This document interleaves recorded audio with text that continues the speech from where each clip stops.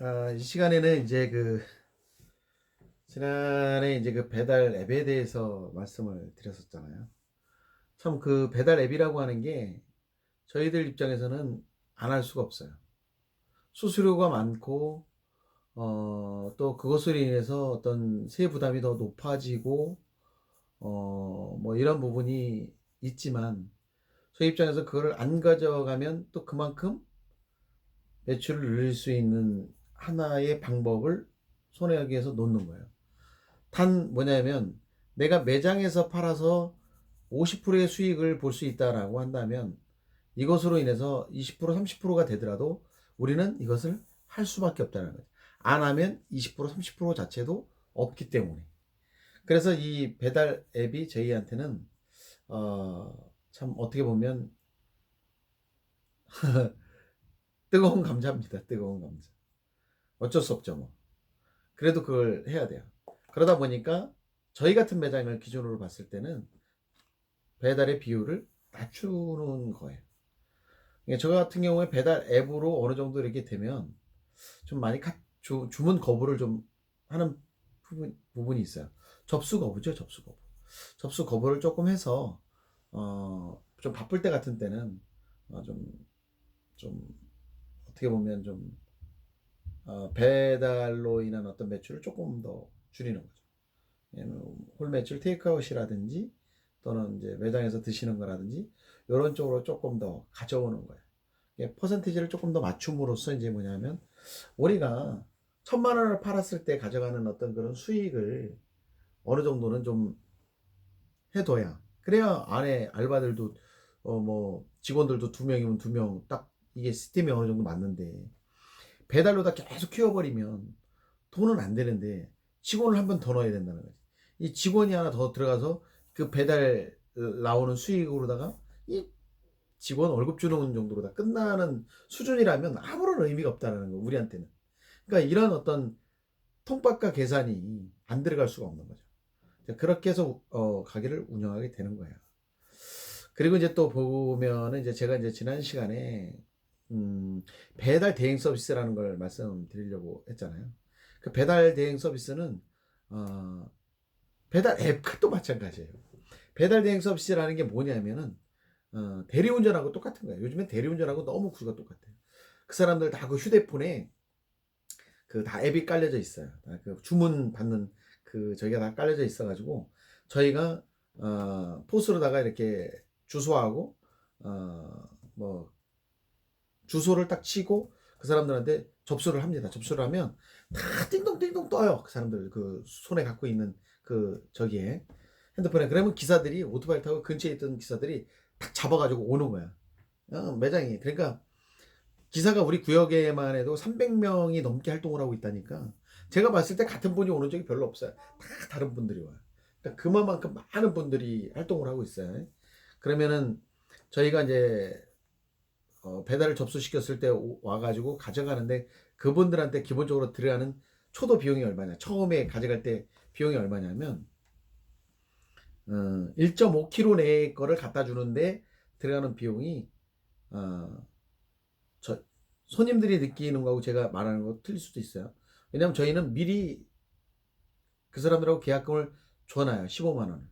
15만 원을 주는데 이게 300건까지가 500원이 붙는다고 보면 되는 거야. 그럼 그 500원이 붙기 때문에 부를 때 1.5kg는 3,500원이에요.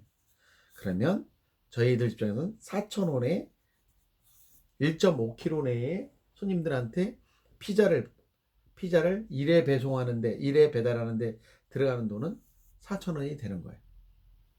그 다음에 거기다가 1.5kg가 넘어가면 1m가 넘어가도 1,510m가 되고 1,501m가 되든 500원이 추가가 됩니다. 그럼 4,500원. 만약에 1.9kg 내에 있는 손님이 피자를 주문했다 그러면 4,500원이 되는 거예요. 그 다음에 거기에서 비가 되면 500원이 추가되는 거예요. 비 오는 날 손님이 1.9kg에 있는 손님이 주문을 하셨다. 저희가 지불해야 되는 돈은 5,000원인 거예요. 적은 돈은 아닙니다. 반면 지금 인건비라든지 이런 것들이 계속 올라왔잖아요. 쭉. 또 갑작스레 올랐고.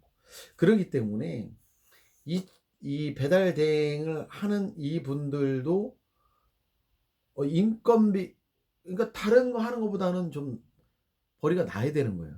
그 이유인즉슨 뭐냐면 이 사람들은 일단은 위험해. 이 오토바이를 타고 이렇게 막 배달을 하고 막 차 사이로 다니고 막 이러는 게 상당히 위험해요. 그러니까 위험 수당이라는 게 따로 없잖아요. 그러니까 이 사람들 같은 경우에 이런 돈들을, 그리고 굉장히 악조건이에요. 정말 더울 때 하이바 쓰고 그 다니는 거 보면 저도 해보지만 악조건이에요. 또 오늘 막 어제 막 그 칼바람 불고 그럴 때는 정말 손톱 이런 데 끝에가 갈라지는 것 같다. 이런 데 바람 들어오면 이런 데가 막 찢어지는 것 같아. 그럼에도 불구하고 이 사람들이 이것을 해야 된단 말이야. 그렇다고 해서 우리가 직원을 두게 되면 250만 원, 300만 원인데 배달하는 사람을 두고 할 수는 없다라는 거예요. 또 그만큼의 배달 퍼센테이지를 차지하지도 못하고. 그러니까 이런 식으로 우리도 우리 나름대로 안배를 하지만 그런 쪽에서 가장 우리가 유리하게 접근해서 접을 수 있는 이 배달 대행 서비스를 이용하지 않을 수가 없는 거예요. 그러면 이런 것들의 구조가 결론적으로는 누구의 부담으로 가느냐? 이게 바로 손님들의 부담으로 가는 거예요.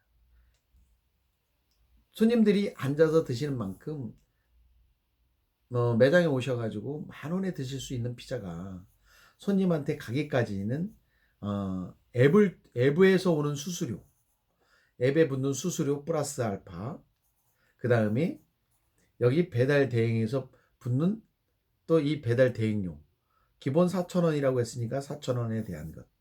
그러니까 10,000원짜리 피자가 결론적으로는 14,000원 플러스 알파가 되는 거예요. 그래서 손님들이 가정에서 드실 때 그만큼의 돈이 올라가는 것은 요즘에는 당연하다고 봐야 돼요.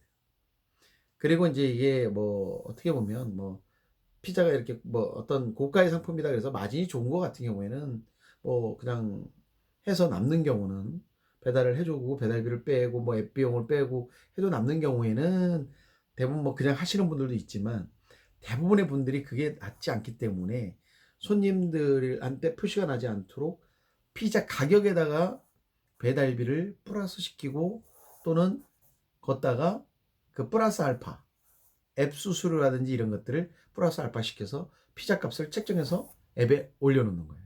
그러니까 어떻게 보면 손님들이, 그러니까 여러분들이 잘 아셔야 될 게 이용을 할 때 내가 가장 저렴하게 이용할 수 있는 방법은 그 매장의 위치, 정확하게 매장에 로드샵들이 딱 있잖아요. 뭐 저희 같은 경우에는 아예 뭐 눈에 잘 띄는 곳에 위치해 있습니다.